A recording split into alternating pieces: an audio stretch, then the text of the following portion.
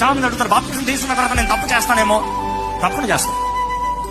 పాపం చేస్తానేమో, చేసే ఛాన్సెస్ చాలా ఉన్నాయి.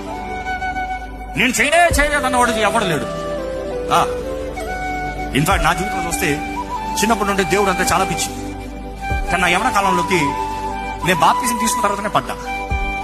బాప్తిజం తీసుకున్న తర్వాత పాడైంది. 2000 సంవత్సరాల బాప్తిజం తీసుకున్నా. కానీ దాని తర్వాత నా జీవితం పాడైంది. కానీ ఒకటి చెప్తా, బాప్తిజం తీసుకున్నాను కాబట్టి దేవుడు ఆయన సొత్తుని విడిచిపెట్టలే. నువ్వు నాతో బిట్రవుతాయి, ఎక్కడ పోతావు? రాను నా దగ్గరికి రావాల్సిందే. అరే నాకు మరియా యోసేఫ్ కథ ఏంటో నాకు తెలియదు, కానీ యోసేఫ్ అంట బిట్రోత్ అయిన మరియా గర్భవతి అయిందన్న సంగతి విన్నాడంట. విన్న సంగతి తర్వాత చంపేయదలుచుకోలేదంట, అవమానపరచలేదంట, పబ్లిక్ గా అవమానపరచలేదంట, రహస్యంగా ఉదార్థం అనుకున్నాడంట. ఆమె ఏ హాని జరగకూడదు అనుకున్నాడంట. ఇది ఇంకోటైతే నేను ఇచ్చిన డౌరీకి ఇప్పుడు వెళ్ళి తీర్చుకుంటానంట. Bible says because he was a righteous man. Because he was a righteous man, he didn't take any revenge. I would say, what about our righteous God? Not a man. He's not a man. He's God.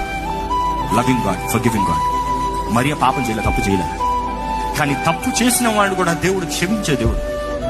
ఈరోజు baptism doesn't mean you will never sin.